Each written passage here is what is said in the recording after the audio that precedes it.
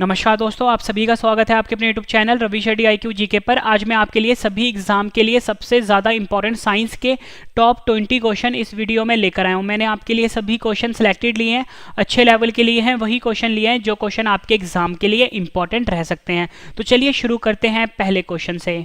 First question है हमारा, मनुष्य की आंख कितने डिग्री तक देख सकती है? सही आंसर इसका ऑप्शन ए 150 डिग्री। मनुष्य की जो आंख होती है वो 150 डिग्री तक देख सकती है। फ्रेंड्स, कई स्टूडेंट ये बोलते हैं कि जो हमारी आंखें होती है 180 डिग्री तक देख सकती है, लेकिन फ्रेंड्स ये आंसर गलत है आपका।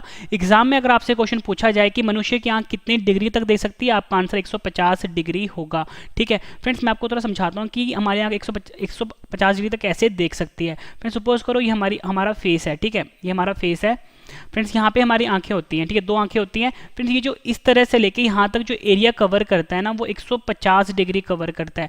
अगर आप 180 की बात करोगे ना फ्रेंड्स, 180 ऐसे होता है, ठीक है, लेकिन जो हमारी आंख होती है ना फ्रेंड्स 180 डिग्री कवर नहीं करती, ये आपने ध्यान रखना है। 150 डिग्री कवर करती है, मतलब अगर हमारी दोनों आंखें जो होती है यहाँ से लेके यहाँ तक वाला एरिया कवर करता है, 150 डिग्री बनता है। ठीक है, इंपॉर्टेंट है आपके एग्जाम के लिए। फ्रेंड्स, यहाँ पे बात हुई है मनुष्य की आंखों की।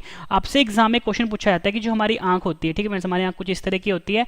यहाँ पे जो फ्रेंड्स सफेद वाला पार्ट होता है ना आंख का, ठीक है, जो सफ़ेद वाला पार्ट होता है, सफ़ेद वाला जो हिस्सा होता है उसे क्या बोलते हैं? तो फ्रेंड्स आपका आंसर होगा इसे स्क्लेरा बोलते हैं। ये आपने याद रखना है, स्क्लेरा। यहाँ पे लिख देता हूँ, ये फ्रेंड्स एग्जाम में कई बार पूछा गया क्वेश्चन है। आपसे एग्जाम में पूछा जाता है कि जो मनुष्य की आंख होती है वो कितने मेगापिक्सल की होती है? तो फ्रेंड्स आपका आंसर होगा 576 मेगापिक्सल की होती है। ठीक है, 576 मेगापिक्सल की मनुष्य की आंख होती है। आपसे एग्जाम में क्वेश्चन पूछा जाता है कि जो मनुष्य की आंख के किस भाग पर प्रतिबिंब बनता है, या आप बोल सकते हो इमेज बनता है? तो फ्रेंड्स आपका आंसर होगा रेटिना। ये भी आपने ध्यान रखना है। आपसे फ्रेंड्स एग्जाम में क्वेश्चन पूछा जाता है कि जब भी मनुष्य अपनी आंखों का डोनेट करता है, आंखों का दान करता है, तो आंख का कौन सा हिस्सा दान करता है? तो आपका आंसर होगा कॉर्निया वाला। यहाँ पे लेता हूँ, आंखों का कॉर्निया वाला हिस्सा दान करता है मनुष्य हमेशा नेत्रदान में। आपसे फ्रेंड्स एग्जाम में क्वेश्चन पूछा जाता है कि मनुष्य का शरीर का वह कौन सा हिस्सा है जहां पर रक्त नहीं पाया जाता? काफी बार एग्जाम में पूछा गया, तो आपका आंसर होगा मनुष्य के शरीर का जो आंखों वाला जो कॉर्निया वाला हिस्सा होता है, यहाँ पर रक्त नहीं पाया जाता। अब आप ये बोलोगे फ्रेंड्स कि अगर रक्त नहीं पाया जाता तो यहाँ पे ऑक्सीजन कैसे पहुंचे? क्योंकि फ्रेंड्स जो रक्त होता है ना उसका मेनली काम होता है ऑक्सीजन पहुंचाना। अगर रक्त नहीं होगा तो ऑक्सीजन कैसे पहुंचेगा? फ्रेंड्स, ये जो कॉर्निया होता है ना, ये क्या होता है, जो हमारा वातावरण होता है उसके कॉन्टेक्ट में होता है, ठीक है, और वहीं से फ्रेंड्स ये ऑक्सीजन ले लेता है। ठीक है, इंपॉर्टेंट है।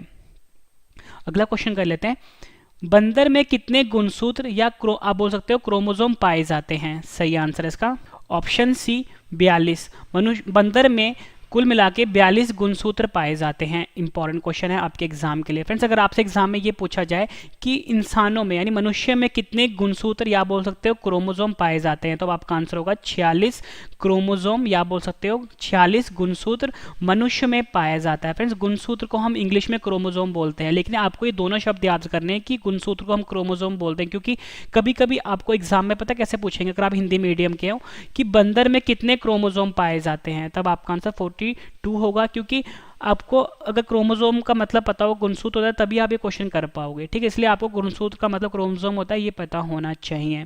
ठीक है, मैंने आपको बताया मनुष्य में 46 होते हैं। अगर आपसे एग्जाम में पूछा जाए कि दिया होगा 23 जोड़े, ऑप्शन में अगर आपको दिया हो ना 23 जोड़े, तो फ्रेंड्स ये भी सही है, क्योंकि जो गुणसूत्र होते हैं जोड़े के फॉर्म में होते हैं। ठीक है, अगर आपको ऑप्शन में 23 जोड़े दिया हो तो आप 23 जोड़े पे टिक मारोगे, अगर 46 दिया हो तो 46 पे टिक मारोगे। वैसे ही फ्रेंड्स यहाँ पे बंदर की बात हुई थी, मैंने आपको बताया कि बंदर में कुल मिला के 42 गुणसूत्र होते हैं। अगर आपको ऑप्शन में 21 जोड़े दिया हो तो फ्रेंड्स वो भी सही है। ठीक है, यहाँ पे मैंने बात कर ली मनुष्य की और बंदर की। अब और भी जो इंपॉर्टेंट है वो मैं आपको बताता हूँ। आपसे अगर एग्जाम में ये पूछा जाए कि जो चूहा होता है, ठीक है, चूहा बोल लो, ठीक है, या आपसे पूछा जाए कि जो टमाटर होता है इसमें कितने गुणसूत्र होते हैं, तो फ्रेंड्स आपका आंसर होगा 40 गुणसूत्र होते हैं। ठीक है, यहाँ पे एक्स्ट्रा क्वेश्चन बताने से पहले फ्रेंड्स देखो यहाँ पे ना बंदर में कितने गुणसूत्र होते हैं, मैंने आपको बताया 42 होते हैं। फ्रेंड्स, कहीं कहीं पे ना आपको ऑप्शन में 48 भी लिखा होता है कहीं किसी किसी बुक में, लेकिन फ्रेंड्स ये आप गलत है। बंदर जो होता है इसमें 48 गुणसूत्र नहीं होते। 48 गुणसूत्र किस में होते हैं वो मैं आपको बता देता हूँ। फ्रेंड्स, जो गोरिल्ला होता है ना, गोरिल्ला यहाँ पे लिख देता हूँ, गोरिल्ला हो गया या चिंपैंजी हो गया, गोरिल्ला और चिंपैंजी, इसमें 48 गुणसूत्र होते हैं, ये आपने ध्यान रखना है। फिर से बताता हूँ, गोरिल्ला और चिंपैंजी में 48 गुणसूत्र या बोल सकते हो 48 क्रोमोसोम होते हैं, लेकिन बंदर में 42 गुणसूत्र या बोल सकते हो क्रोमोसोम होते हैं, ठीक है, ये आपने ध्यान रखना है। यहाँ मैंने आपको बताया कि चूहा और टमाटर में 40 गुणसूत्र होते हैं। अगर आपसे पूछा जाए कि बिल्ली, यहाँ पे लिख देता हूँ, बिल्ली, शेर, ठीक है, या फिर टाइगर, इसमें कितने गुणसूत्र होते हैं, तो मैं बिल्ली, शेर और टाइगर इन तीनों में 38 गुणसूत्र होते हैं। यानी कि बिल्ली में भी 38 होते हैं, शेर में भी 38 होते हैं और टाइगर में भी 38 गुणसूत्र होते हैं, ठीक है। आपसे पूछा जाए कि हाथी में कितने गुणसूत्र होते हैं, फ्रेंड्स हाथी में 56 गुणसूत्र होते हैं, ठीक है। आपसे पूछा जाए कि मच्छर में कितने गुणसूत्र होते हैं, मच्छर में 6 गुणसूत्र होते हैं, ठीक है। आपसे पूछा जाए कि गाय और या फिर बकरी, इसमें कितने गुणसूत्र होते हैं, इसमें 60 गुणसूत्र होते हैं। फिर जितने भी मैं आपको एडिशनल पॉइंट लिखवा रहा हूँ ना फ्रेंड्स, सब आपके लिए इंपॉर्टेंट है और एग्जाम में कई बार पूछे गए हैं, ठीक है। जितनी आपका एडिशनल इन्फॉर्मेशन है सबके फ्रेंड्स आप नोट्स बना लो, ठीक है। कहने के लिए फ्रेंड्स मैं आपको इस वीडियो में 20 क्वेश्चन करवा रहा हूं, पर जितनी मैं आपको एडिशनल इन्फॉर्मेशन दे रहा हूं ना फ्रेंड्स, ये सभी क्वेश्चन 100 से ज़्यादा बनते हैं, ठीक है, और सभी क्वेश्चन आपके लिए इंपॉर्टेंट हैं। अगला क्वेश्चन कर लेते हैं, ये भी इंपॉर्टेंट है। मनुष्य की आंख कितने परत से मिलकर बना होता है, सही आंसर है ऑप्शन बी 3। मनुष्य की जो आंख होती है वो 3 परत या बोल सकते हो 3 लेयर से बनी होती है, ठीक है, काफी इंपॉर्टेंट है। और फ्रेंड्स अगर आपसे पूछा जाए कि ये 3 परत कौन सी होती है, फिर देखो 3 परत होती है, जो सबसे ऊपर वाला परत होता है ना उसे हम बोलते हैं आउटर लेयर, ठीक है, आउटर लेयर। फ्रेंड्स ये चीज़ ना मैं आपको फोटो बना के समझाता हूँ, ठीक है। फ्रेंड्स जो मनुष्य की आंख होती है ना फ्रेंड्स, कुछ इस तरह की होती है, यहाँ पे आपके सामने फोटो बना रहा हूँ, ठीक, कुछ इस तरह की मनुष्य की आंख होती है, ठीक है। मैंने आपको बताया कि 3 लेयर होते हैं इसमें, एक मैं आपको समझाता हूँ। फिर 3 लेयर होते हैं इसमें, एक लेयर ऊपर वाला होता है, एक ही बीच वाला सेकंड लेयर होता है, और ये वाला होता है फ्रेंड्स तीसरा लेयर होता है, बोल सकते हो तीसरा परत होता है, ठीक है। लेयर को हम परत भी बोलते हैं। ये जो फ्रेंड्स ऊपर वाला होता है उसको हम बोलते हैं आउटर लेयर, ठीक है, आउटर लेयर। और ये जो आउटर लेयर होता है ना फ्रेंड्स, ये स्क्लेरा, यहाँ पर ले लेता हूँ, ये स्क्लेरा का बना होता है, स्क्लेरा, और कॉर्निया का बना होता है, ठीक है, कॉर्निया का बना होता है, यहाँ पे इंग्लिश में भी लेता हूँ, स्क्लेरा और कॉर्निया का बना होता है, ठीक है। एक मिनट अच्छी हैंड राइटिंग लिख देता हूँ,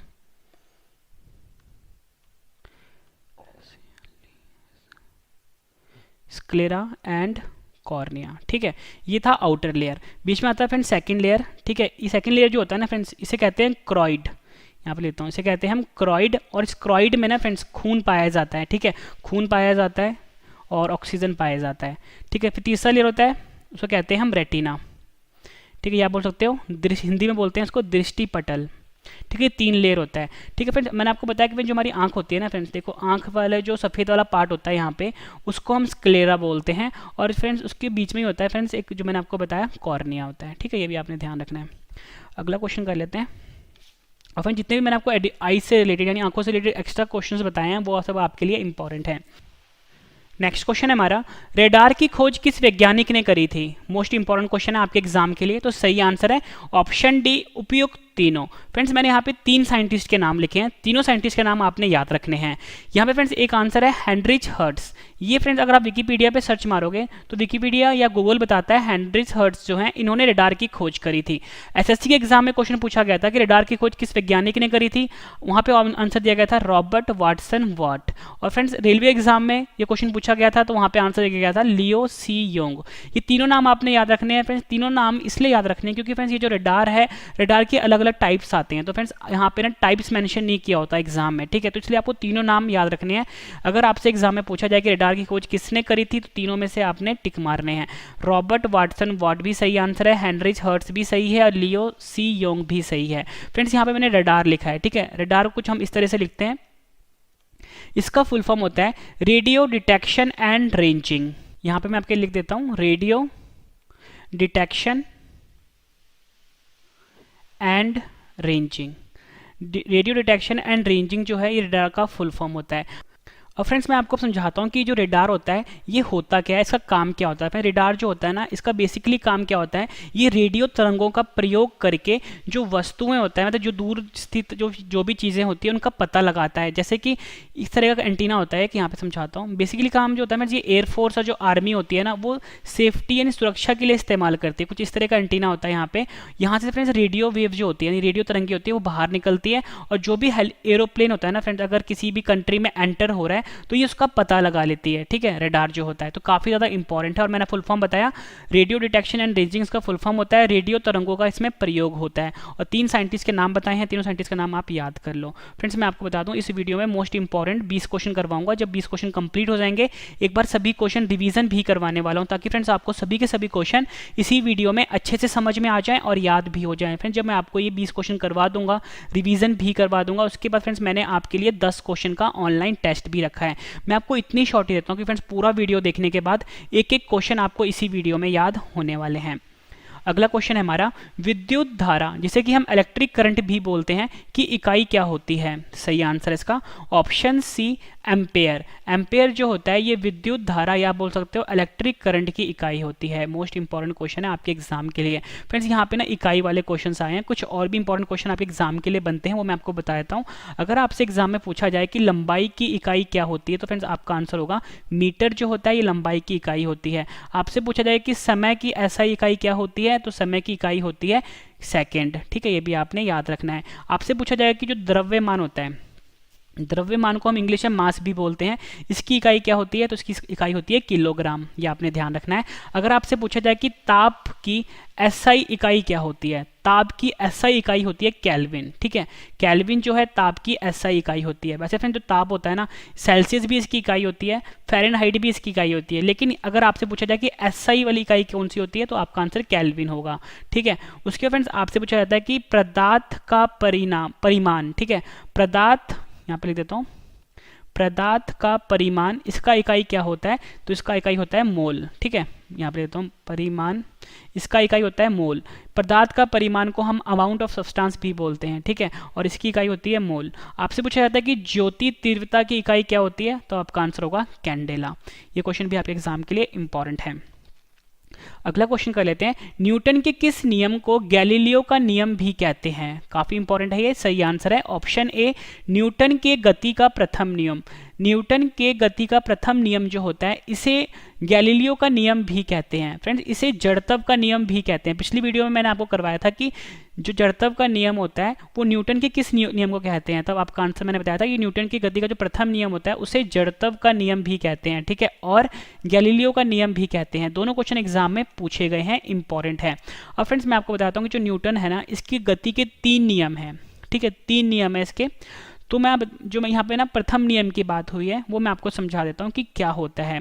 देखो फ्रेंड्स, जो न्यूटन था इसने बताया था यदि कोई वस्तु विराम अवस्था में है तो वो विराम अवस्था में ही रहेगी, और यदि वह एक समान चाल से सीधी रेखा में चल रही है तो वो वैसे ही चलती रहेगी जब तक उस पर कोई बाहरी बल लगाकर उसकी वर्तमान अवस्था में परिवर्तन ना किया जाए, ठीक है।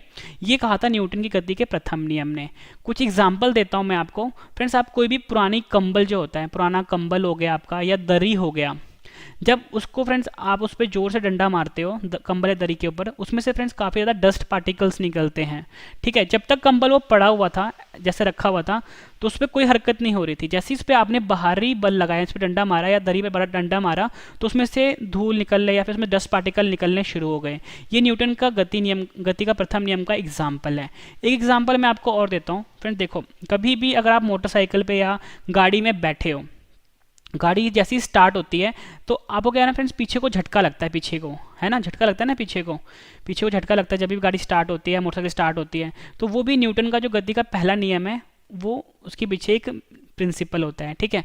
एग्जाम्पल मैं आपको और देता हूँ। आप बस में बैठे हो, बस वाले ने जोर से ब्रेक मारी, आप आगे की तरफ झटका लगता है आपको, वो भी फ्रेंड्स न्यूटन के गति का प्रथम नियम के कारण ही होता है, ठीक है, इंपॉर्टेंट है। अगला क्वेश्चन कर लेते हैं, ये भी काफ़ी बार एग्जाम में पूछा गया है।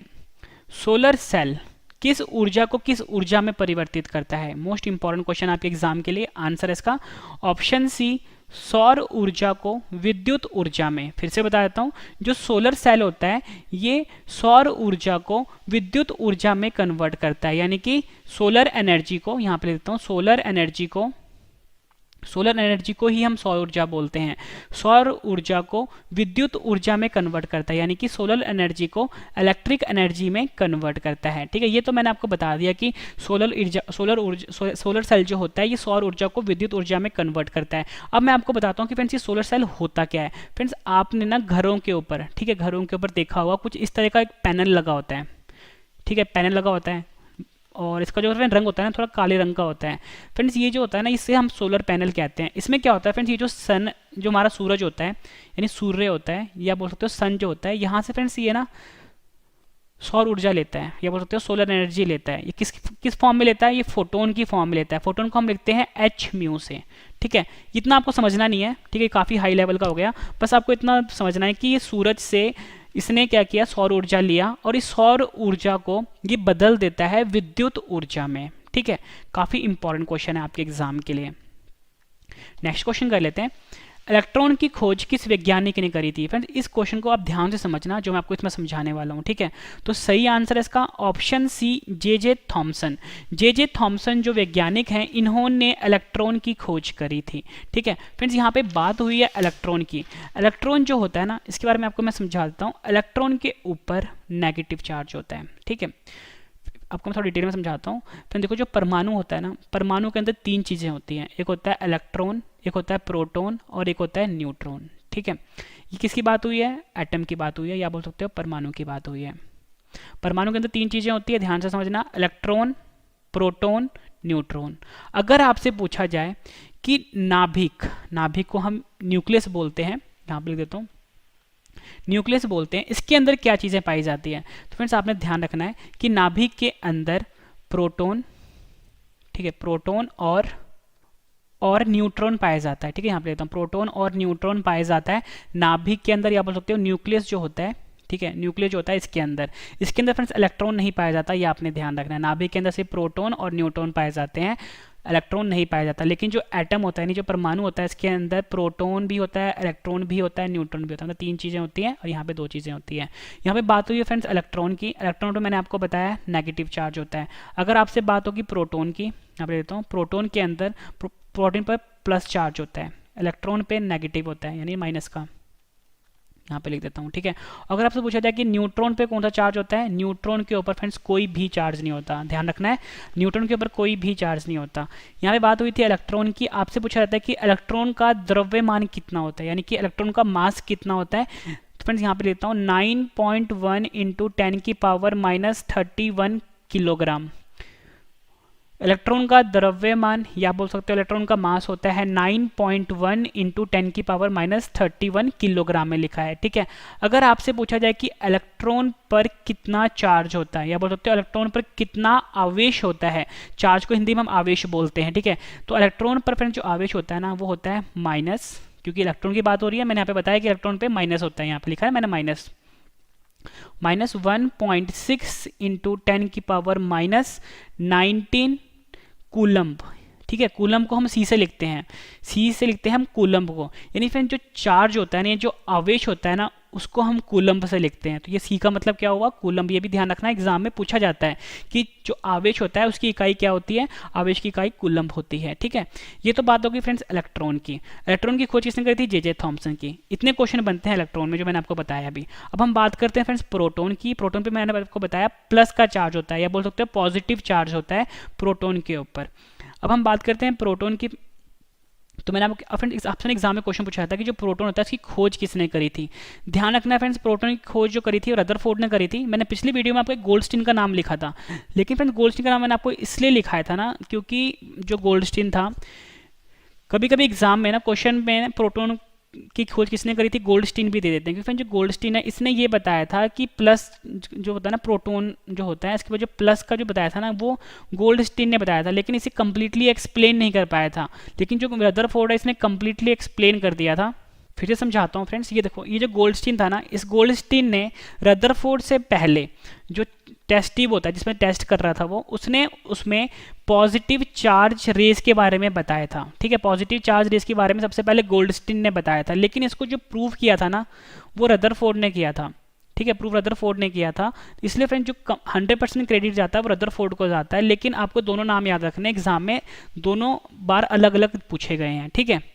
अगला क्वेश्चन कर लेते हैं, फोटोन की खोज किसने करी थी। सही आंसर इसका option B Einstein. Albert Einstein वैज्ञानिक ने फोटोन की खोज करी थी। फ्रेंड्स ये जो फोटोन होता है ना, और फ्रेंड्स आपने ध्यान रखना जो फोटोन होता है इसका जो द्रव्यमान होता है वो शून्य होता है, ठीक है। नेक्स्ट क्वेश्चन कर लेते हैं, काफी इंपॉर्टेंट है ये। गन मेटल किसका मिश्र धातु होता है? फ्रेंड्स मिश्र धातु को हम एलॉय भी बोलते हैं, ठीक है।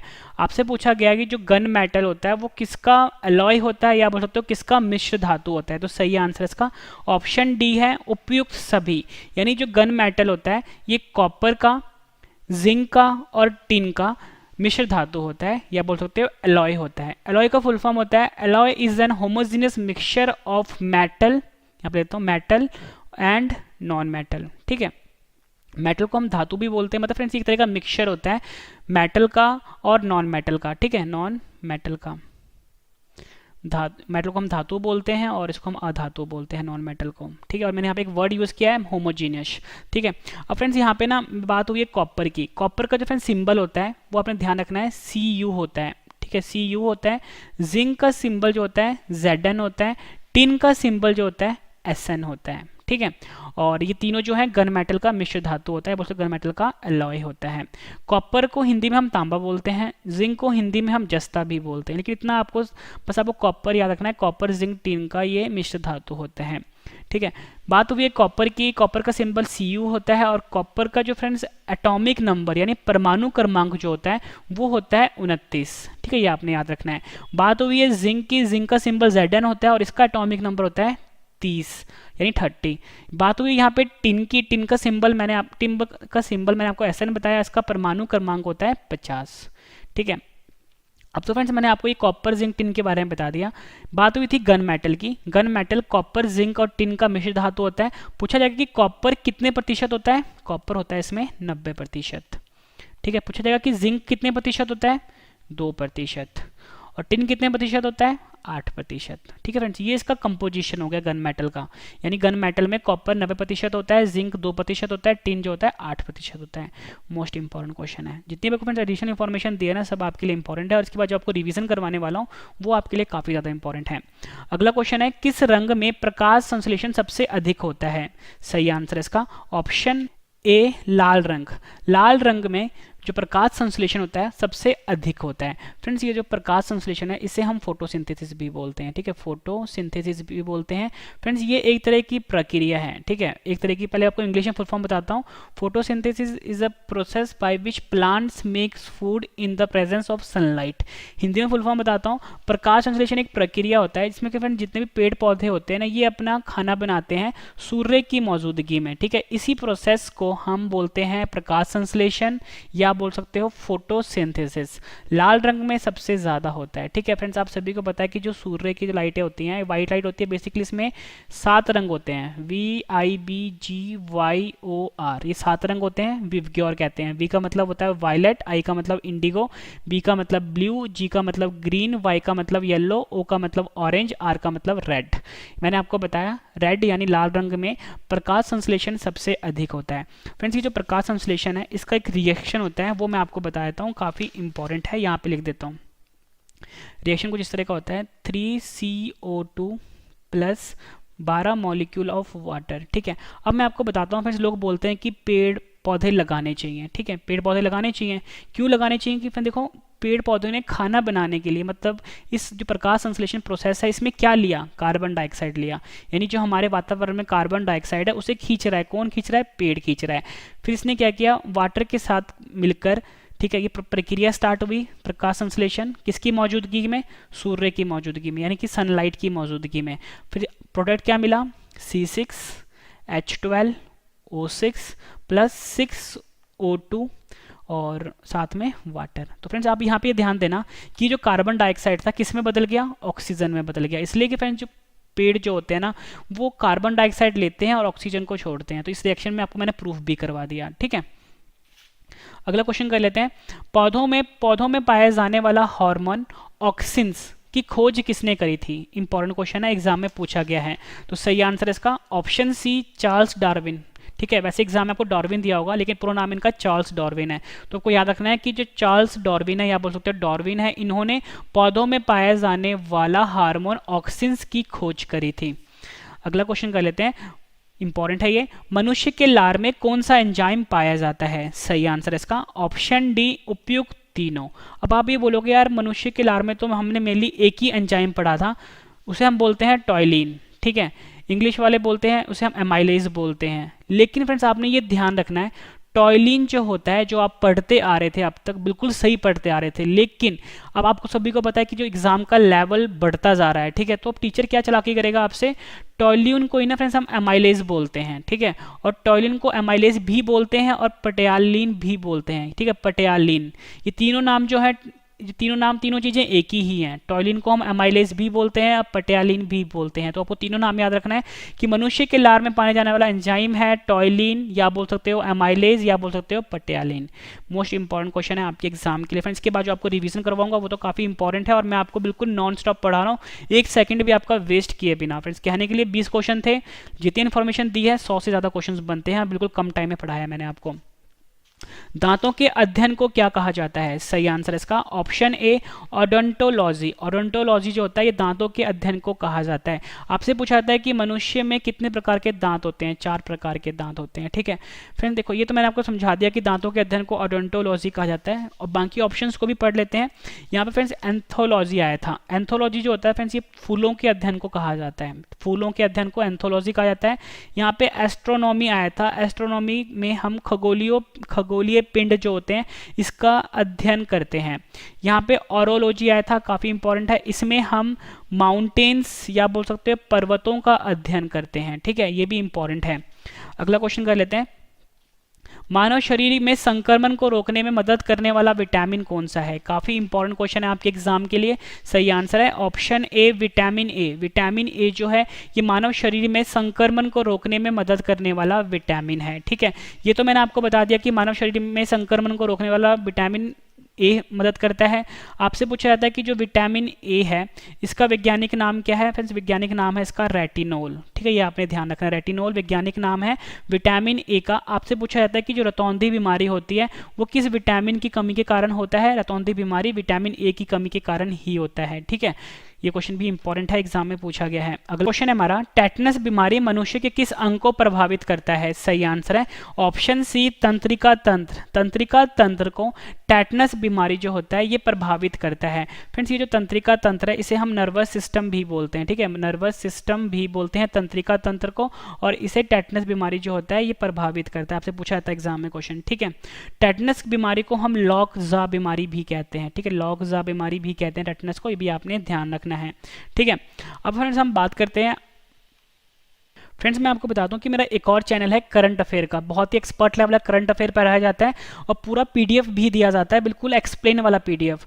रवि स्टडी IQ GK 2.0 आपको सर्च करना है, रवि स्टडी IQ GK 2.0, ये मेरा करंट अफेयर का चैनल है, इसे भी आप सब्सक्राइब कर लीजिए। यहाँ पे मैथ्स भी पढ़ाया जाता है, ठीक है। टेलीग्राम, फेसबुक, इंस्टाग्राम पे फॉलो कर सकते हो, रवि स्टडी IQ GK नाम से है। अगला क्वेश्चन है हमारा, टाइफाइड बीमारी किस जीवाणु के कारण होता है? सही आंसर है इसका ऑप्शन ए साल्मोनेलो टाइफी। टाइफी जो है ये टाइफाइड बीमारी के जीवाणु का नाम है, ठीक है, जीवाणु को हम वायरस भी बोलते हैं, ठीक है। और फ्रेंड्स देखो मैंने आपको ये बता दिया कि जो टाइफाइड बीमारी है इसके जीवाणु का नाम है साल्मोनेलो टाइफी, ठीक है। अब यहाँ पे फ्रेंड्स एक बात हुई है माइकोबैक्टीरियम ट्यूबरक्लोसिस की। माइकोबैक्टीरियम ट्यूबरक्लोसिस जो है ना फ्रेंड्स, इस बीमारी, इस जीवाणु से, फिर से बता देता हूँ, इस जीवाणु से यानी माइकोबैक्टीरियम ट्यूबरक्लोसिस से टीबी की बीमारी होती है, जिसे कि हम क्षय रोग भी बोलते हैं, ठीक है। एक तीसरा था इन्फ्लुएंजा, ठीक है। इन्फ्लुएंजा जो जीवाणु होता है ना फ्रेंड्स, ये आपको ध्यान रखना है, इससे जो बीमारी होती है वो होती है निमोनिया, ठीक है, निमोनिया। और फ्रेंड्स ये जो इन्फ्लुएंजा होता है ना, इससे मैंने आपको बताया कि निमोनिया बीमारी होती है। और फ्रेंड्स निमोनिया जो होता है ना ये हमारे फेफड़ों को प्रभावित करता है, ये क्वेश्चन भी एग्जाम में पूछा गया है, ठीक है। और फ्रेंड्स मैंने आपको ऊपर जो करवाया ना टीबी, ये भी फेफड़ों को ही प्रभावित करता है, ये भी आपने ध्यान रखना है। अगला क्वेश्चन कर लेते हैं, इंपॉर्टेंट है ये। एनालॉग सिग्नल, एनालॉग सिग्नल को डिजिटल सिग्नल में बदलने के लिए किसका प्रयोग किया जाता है? आंसर है ऑप्शन बी मॉडम, ठीक है। मॉडम को हम कुछ इस तरह से लिखते हैं, मॉडम। मॉडम का प्रयोग किया जाता है एनालॉग सिग्नल को डिजिटल सिग्नल में बदलने के लिए। मॉडम का फुल फॉर्म आपसे एग्जाम में पूछा जाता है कि मॉड्यूलेटर का फुल फॉर्म क्या होता है? इसका फुल फॉर्म होता है मॉड्यूलेटर डीमॉड्यूलेटर, ठीक है, याद रखना है आपको, modulator, modulator and D modulator जो होता है ये मॉडम का फुल फॉर्म होता है। फ्रेंड्स ये जो एनालॉग सिग्नल होता है, एनालॉग सिग्नल कुछ इस तरह का होता है, ठीक है। और ये डिजिटल जब हम मॉडुलेटर लगाते हैं ये इसे 0-1 की फॉर्म में कन्वर्ट कर देगा, इसे कहते हैं हम डिजिटल सिग्नल। तो बस आपको इतना ध्यान रखना है कि एनालॉग सिग्नल को डिजिटल सिग्नल में बदलने के लिए मॉडुलेटर का प्रयोग किया जाता है। अगला है हमारा अमीटर का प्रयोग किस लिए किया जाता है। सही आंसर है इसका ऑप्शन सी, विद्युत धारा को मापने के लिए, मतलब हमारे पास कोई भी जो सर्किट है उसमें विद्युत धारा को मापने के लिए हम अमीटर का प्रयोग करते हैं। ठीक है, इसका स्पेलिंग ठीक कर लो, AMMETER होता है। अमीटर का प्रयोग करते हैं हम विद्युत धारा को मापने के लिए। आखिरी क्वेश्चन करते हैं इस वीडियो का, इसके बाद मैं आपको रिवीजन करवाऊंगा। बच्चे का लिंग का निर्धारण किसके गुणसूत्र पर निर्भर करता है। आंसर है इसका ऑप्शन ए, पिता के गुणसूत्र पर निर्भर करता है। लेकिन फ्रेंड्स लोगों में अब इतनी समझ नहीं है कि अगर घर में अगर लड़की पैदा हो जाती है तो वो सारा ब्लेम उसकी माँ पे डाल देते हैं, लेकिन ये चीज़ें गलत है फ्रेंड्स। बच्चा पैदा हो रहा है, चाहे लड़का पैदा होगा चाहे लड़की पैदा होगी, वो जो डिपेंड करता है फ्रेंड्स वो पिता के गुणसूत्र पे करता है। क्योंकि फ्रेंड्स जो पिता होता है ना, यहाँ पे समझाता हूँ मैं आपको कि जो लड़का होता है और लड़की कैसे पैदा होती है। यहाँ पिता है और यहाँ पे मैं लिखता हूँ माता। ठीक है, फिर जो पिता होता है ना, ये आपको ध्यान रखना है, पिता में जो गुणसूत्र पाया जाता है वो पाया जाता है XY। ठीक है, और जो माता होती है इसमें गुणसूत्र पाया जाता है XX। ठीक है, पिता में XY होता है और माता में XX होता है। कभी भी अगर पिता का गुणसूत्र अगर X और माता गुणसूत्र X आएगा तो हमेशा फ्रेंड्स आपने ये ध्यान रखना है जो बच्चा पैदा होगा ना तो लड़की पैदा होगी। ठीक है, लड़की पैदा होगी। तो फ्रेंड्स आप यहाँ पे ध्यान देना कि अगर पिता का Y इस्तेमाल हो जाता तो फिर तो लड़के ने लड़का पैदा होना था, है ना। अगर फिर से ध्यान देना, अगर पिता का Y, ठीक है, पिता का Y इस्तेमाल होगा और माता का X इस्तेमाल होगा तो लड़का पैदा होगा। ठीक है, ये तो बात होगी मैं लड़का और लड़की की। मैंने आपको बता दिया कि XX में लड़की पैदा होती है और Y या XY में लड़का पैदा होता है। तो फ्रेंड्स यहाँ पे तो देखो ना कि माता में तो एक जैसा ही है, डिपेंड किस पे कर रहा है, पिता के डिपेंड कर रहा है। अगर पिता का गुणसूत्र अगर X आ रहा है तो लड़की पैदा हो रही है, अगर Y निकल रहा है तो लड़का पैदा होगा, है ना। तो फ्रेंड्स इसमें आप खुद देखो ना कि जो बच्चे का लिंग का निर्धारण होता है वो पिता के गुणसूत्र पे डिपेंड करता है। फ्रेंड्स मैंने आपको ये 20 क्वेश्चन करवाए, उम्मीद करता हूँ फ्रेंड्स आपको सभी क्वेश्चन अच्छे से समझ में आ गए होंगे। फ्रेंड्स अब मैं आपको सभी क्वेश्चन एक बार फटाफट से रिवीजन करवा देता हूँ ताकि फ्रेंड्स आपको सभी क्वेश्चन इसी वीडियो में अच्छे से समझ में आ जाए और याद भी हो जाए। सबसे बेहतरीन तरीका होता है पढ़ने के पहले आप पढ़ो, उसके बाद रिवीजन करो और उसके बाद फिर टेस्ट दे दो। तो उसी बेहतरीन तरीके से मैं आपको पढ़ा रहा हूँ। चलिए स्टार्ट करते हैं रिवीजन पहले क्वेश्चन से। मनुष्य आंखों से कितने डिग्री तक देख सकता है। आंसर है 150 डिग्री तक। बंदर में कितने गुणसूत्र या क्रोमोसोम पाए जाते हैं। आंसर है 42। मनुष्य की आंख कितने परत से मिलकर बना होता है। आंसर है 3। रडार की खोज किस वैज्ञानिक ने की थी। आंसर है रॉबर्ट वाटसन वाट और हेनरिच हर्ट्ज और लियो सी योंग। विद्युत धारा यानी इलेक्ट्रिक करंट की इकाई क्या होती है। आंसर है एम्पेयर। न्यूटन के किस नियम को गैलीलियो का नियम भी कहते हैं। आंसर है न्यूटन की गति का प्रथम नियम। अगला है हमारा सोलर सेल किस ऊर्जा में परिवर्तित करता है। आंसर है सौर ऊर्जा को विद्युत ऊर्जा में परिवर्तित करता है। अगला कर लेते हैं, इलेक्ट्रॉन की खोज किस वैज्ञानिक ने की थी। आंसर है जे थॉमसन ने करी थी। फोटोन की खोज किसने की थी। आंसर है एल्बर्ट आइंस्टाइन ने। गन मेटल किसका मिश्रण होता है। आंसर है इसका कॉपर का, जिंक का और टिन का। किस रंग में प्रकाश संश्लेषण सबसे अधिक होता है। आंसर है लाल रंग में। पौधों में पाया जाने वाला हार्मोन ऑक्सिन्स की खोज किसने करी थी। आंसर है चार्ल्स डार्विन ने। मनुष्य के लार में कौन सा एंजाइम पाया जाता है। आंसर है टॉयलिन, एमाइलेज, पटेलिन। दांतों के अध्ययन को क्या कहा जाता है। आंसर है ओडोंटोलॉजी। मानव शरीर में संक्रमण को रोकने में मदद करने वाला विटामिन कौन सा है। विटामिन ए है। टिटनेस बीमारी मनुष्य किस अंग को प्रभावित करती है। आंसर है तांत्रिक तंत्र। टाइफाइड बीमारी किस जीवाणु के कारण होता है। आंसर है साल्मोनेला टाइफी। एनालॉग सिग्नल को डिजिटल सिग्नल में बदलने के लिए किसका प्रयोग किया जाता है। आंसर है मॉडेम का। अमीटर का प्रयोग किसके लिए किया जाता है। आंसर है विद्युत धारा को मापने के लिए। बच्ची का लिंग का निर्धारण किसके गुणसूत्र पर निर्भर करता है। आंसर है पिता के गुणसूत्र पर निर्भर करता है। फ्रेंड्स मैंने आपको ये 20 क्वेश्चन करवाए, कहने के लिए 20 क्वेश्चन थे लेकिन 100 से ज़्यादा क्वेश्चन मैं आपको करवा चुका हूँ। ठीक है, उसके बाद फ्रेंड्स मैंने आपको 20 क्वेश्चन रिवीजन भी करवा दिया। उम्मीद करता हूँ फ्रेंड्स आपको सभी क्वेश्चन अच्छे से समझ में आ गए होंगे और याद भी हो गए होंगे। अब फ्रेंड्स मैंने आपके लिए 10 क्वेश्चन का टेस्ट रखा है। टेस्ट लेने से पहले मैं आपको बताता हूँ फ्रेंड्स, मेरा जो करंट अफेयर का चैनल है रवि स्टडी IQ GK 2.0 बिल्कुल एक्सप्लेन किया हुआ PDF दिया जाता है, इसे भी फ्रेंड्स आप ज्वाइन कर लीजिए। ठीक है, डेली करंट अफेयर की वीडियोस पे आ रही है। टेलीग्राम पे, फेसबुक पे, इंस्टाग्राम पे जुड़ सकते हो रवि स्टडी IQ जी के नाम से। तो चलिए फ्रेंड्स स्टार्ट करते हैं टेस्ट। फ्रेंड्स ये जो टेस्ट है ना बिल्कुल अलग तरीके का है। सही जवाब जो होगा सिर्फ आपने अपने दिमाग में सोचना है। कमेंट करके सिर्फ आपने मुझे बताना है कि आपका स्कोर 10 में से कितना रहा है, ठीक है। वीडियो कैसी लगी है ये भी आपने फ्रेंड्स जरूर बताना है, ठीक है। और टेस्ट के लिए आपको ऑल द बेस्ट। तो चलिए स्टार्ट करते हैं फर्स्ट क्वेश्चन से टेस्ट के लिए। मनुष्य आंखों से कितने डिग्री तक देख सकता है? 4 ऑप्शन हैं आपकी स्क्रीन के ऊपर। सही जवाब आपने अपने दिमाग में सोचना है। बंदर में कितने गुणसूत्र यानी क्रोमोसोम होते हैं? 4 ऑप्शन हैं आपके पास। आपने मुझे अपना स्कोर जरूर बताना, फिर 10 में से कितना स्कोर रहा है वीडियो में कमेंट करके बताना है, ठीक है। मनुष्य की आंख कितने परत से मिलकर बनी होती है? रडार की खोज किस वैज्ञानिक ने की थी? 4 ऑप्शन हैं आपके पास। विद्युत धारा जिसे कि हम इलेक्ट्रिक करंट भी बोलते हैं की इकाई क्या होती है? 4 ऑप्शन हैं। न्यूटन के किस नियम को गैलीलियो का नियम भी कहते हैं? सोलर सेल किस ऊर्जा को किस ऊर्जा में परिवर्तित करता है? सही जवाब आपने अपने दिमाग में सोचना है। इलेक्ट्रॉन की खोज किस वैज्ञानिक ने की थी? फोटोन की खोज किसने करी थी? आखिरी क्वेश्चन है टेस्ट का अब। गन मेटल किसका मिश्र धातु होता है? फ्रेंड्स मैंने आपको 20 क्वेश्चन करवाया, फिर रिवीजन भी करवा दिया और 10 क्वेश्चन का टेस्ट भी दे दिया। उम्मीद करता हूं फ्रेंड्स आपको वीडियो बहुत पसंद आई होगी। वीडियो पसंद आए तो वीडियो को लाइक जरूर करिए, कम से कम फ्रेंड्स 10 फ्रेंड्स के साथ शेयर भी जरूर करिए, ताकि फ्रेंड्स और भी जो स्टूडेंट्स हैं उनको भी इस वीडियो से काफ़ी ज़्यादा हेल्प मिल जाए। आपकी फैमिली में, आपके फ्रेंड सर्कल में कोई भी स्टूडेंट है जो किसी भी कंप्यूटर एग्जाम की तैयारी कर रहा है, फ्रेंड्स उसके साथ चैनल के लिंक को शेयर करिए, ताकि फ्रेंड्स और भी जो स्टूडेंट्स हैं वो भी चैनल के साथ जुड़ सके और उनको भी काफ़ी ज़्यादा हेल्प मिल सके। मेरा एक और चैनल है Ravi study IQ GK 2.0, current affair पढ़ाया जाता है हमें बिल्कुल एक्सपर्ट लेवल का। इसे भी आप ज्वाइन कर लीजिए। यहाँ पे मैथ की क्लासेस भी चलती हैं और रीजनिंग की क्लासेस भी चलती हैं रवि स्टडी IQ GK 2.0 पर। टेलीग्राम पे, फेसबुक पे, इंस्टाग्राम पे आप मुझे फॉलो कर सकते हो, रवि स्टडी IQ जी के नाम से है। तो फ्रेंड्स अब हम मिलते हैं नेक्स्ट वीडियो में। Thank you and wish you all the best.